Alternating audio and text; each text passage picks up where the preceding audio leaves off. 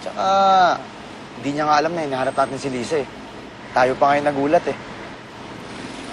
Pare, wala mo sana makakaalam nito ah. Maliban kay Papa. Not even Maya?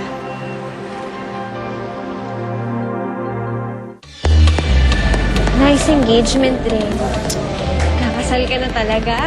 So, kailan kayo ni Eric? Tatanong na ang pamilya, not getting any younger, Maya. I'm sure he has plans. It's just that he's not saying anything yet. Oh, well, we'll wait for that. I have to go na. Oh, sige, ingat ka. Say hi to everyone, ah. Text me when you get home, ah. Ardy, I have to go na. Bye. Sige.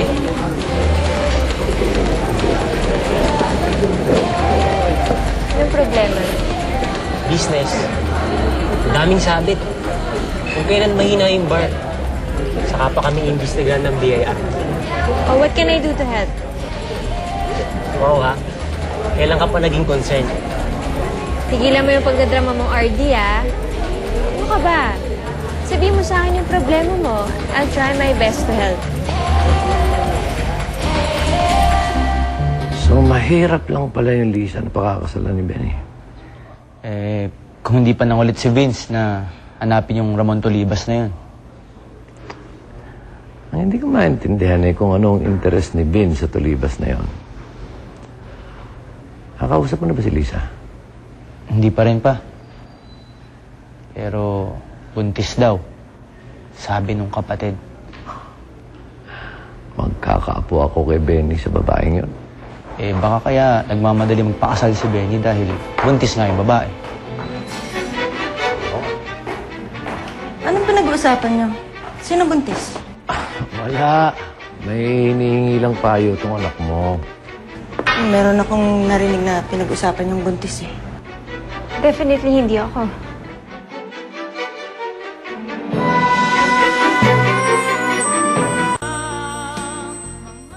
Eric? Nako. Francia, walang nabubuntis si Eric, okay? Halika na. Matulog na tayo. Sige. Po.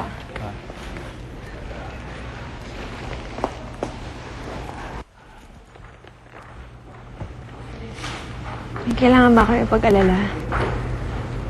Wala, Maya. Pinag-usapan lang namin na papa si Lisa. May posibilidad na buntis siya. Paano pag ako yung nabuntis? Pakakasalan mo ba ako? Ano namang klaseng tanong yan?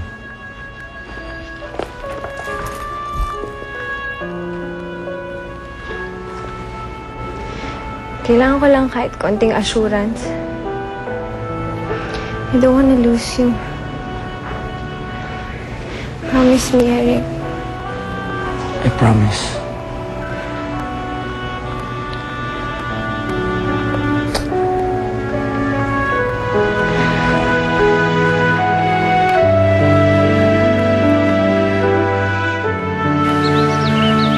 Kaya mo na ba? Hindi na ba humihilab yung tiyan mo? Ayos na po ako. Konting pahinga lang po. Ay nako, sino ba kasi yung pabayang lalaki niyang nakabuntis sa'yo? Hindi ko siya pabaya. Wala na ho kasi siya eh. Ay nako, ganyan-ganyan din ang nangyari sa anak ko nung nabuntis. Nawala na rin lang bigla yung lalaki. May anak rin ho kayo na buntis? Huwag na natin pag-usapan.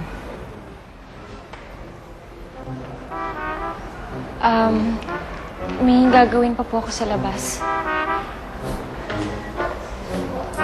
Oh, ba't parang nakakita ng multo yun? Ang pusa, kailangan magtago bago makipagsagupaan na naman sa aso. Ang lalim naman naling tinding. Hindi ko kinaya. Teka, sino ba sa amin yung pusa at aso? Kasi ang aso, kayang lapain ng pusa. Senyorito Eric, ang pusa, tatahi-tahimik pero nangangalmot. Parang ganito.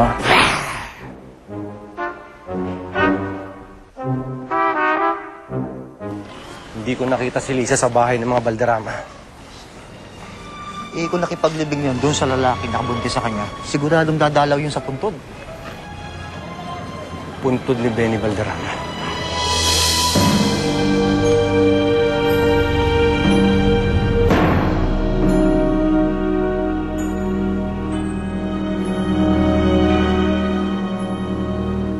Gemma, Nay, wala ka nang pambili ng gatas. Pumupostura ka pa. Nay, ito? Hindi, bigay to ng kababata ko si Rosa, yung Japayuki. Sabi ng kapitbahay may nakaparada daw kotse dyan kahapon. Sa kanya yon? Sa kanya. Bagay ba, Nay? Parang pumayat na ako. Gemma! Sino yan? Oh, Uy, Gemma, baka nakakalimutan mo, 3 araw lang palugid ko dun sa utang mo. wala pa akong pera eh.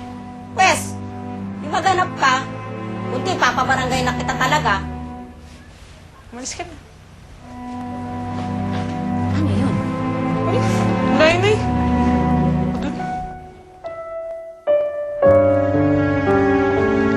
Senyora? Ano yan? Senyora, pasensya na po at narinig ko po kasi napupunta kayo sa puntod ni Ben. Senyorito Benny. Pinagpitas ko po siya ng bulaklak. Mabuti ka pa, naalala mo si Benny. Salamat. Morning, Ma. Oh, bibisita na naman kayo sa puntod ni Benny. Iniiyak na naman yun. Ma, huwag ganun. Ayaw ni Benny nun. Bakit, Eric? Ikaw? Kailan mo ba binisita ang kapatid mo? Pag ako ba namatay, dadalawin niyo rin ako, Ma?